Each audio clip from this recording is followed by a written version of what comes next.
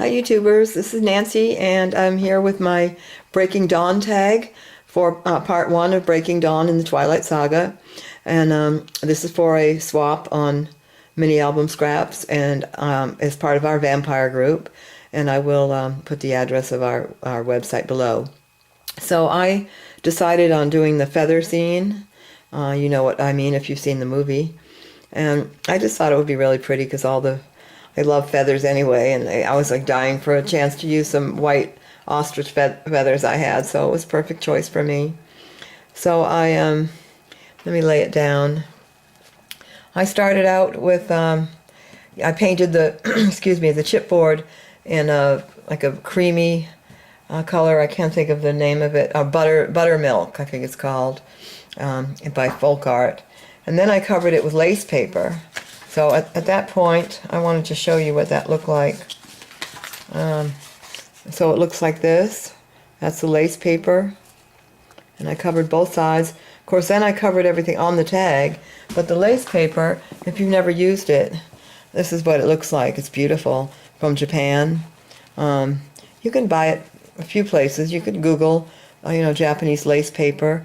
I think I got mine from dickblick.com. Dick Blitt, art materials. And anyway, it's beautiful and fun to work with.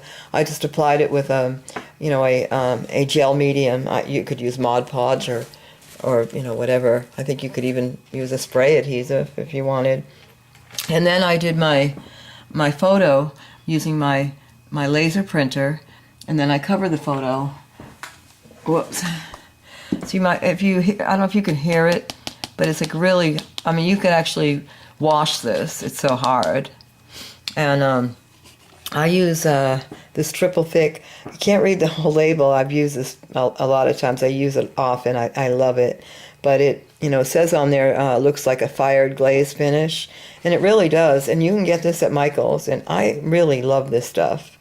So it's triple thick, brilliant something. Anyway, it looks like that. Of course, it doesn't look like that when it's new, but hopefully you'll be able to find this if you're interested. I'm going to get another jar pretty soon, so you can send me a message and I'll let you know the name of it. So anyway, I used short white ostrich feathers behind the photo, and also, can you see that rosette trim? I got that from Joann's. Looks like this.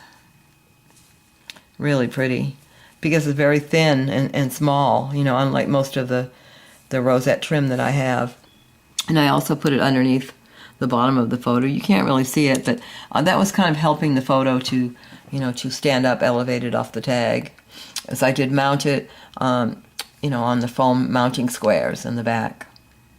And then at the bottom, I think that's what I did next, is put on the bottom trim.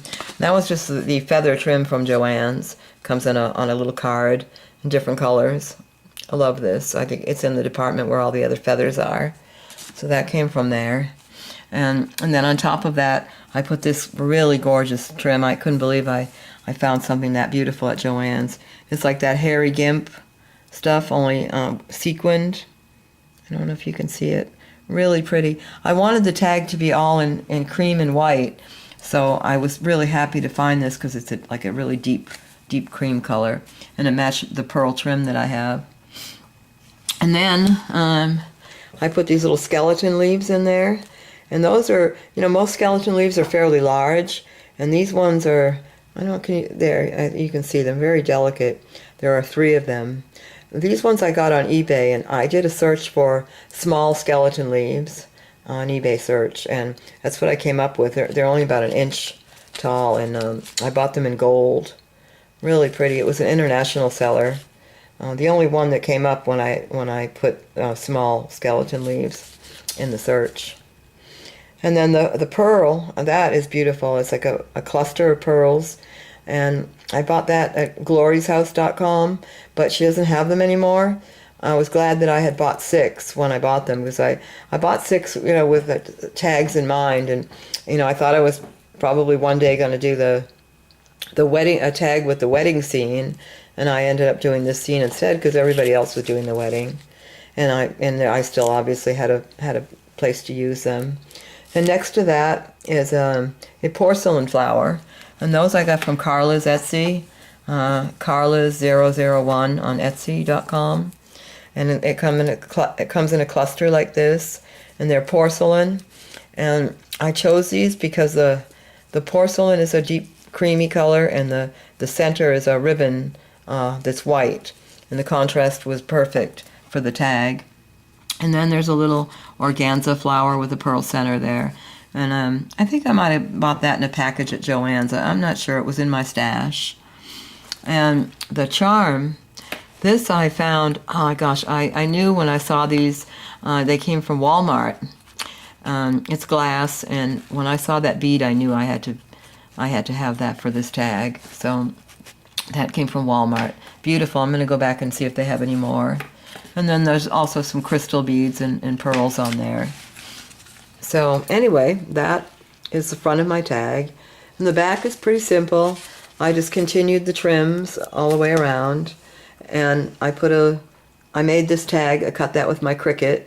And I wanted it to look very vintagey, which it does. I inked it up. And that's not a Cricut cartridge. That actually was an SVG file. And I've had it for a while. It contains a few different envelopes, and I don't know where I got it from. Probably svgcuts.com, but I'm not really sure.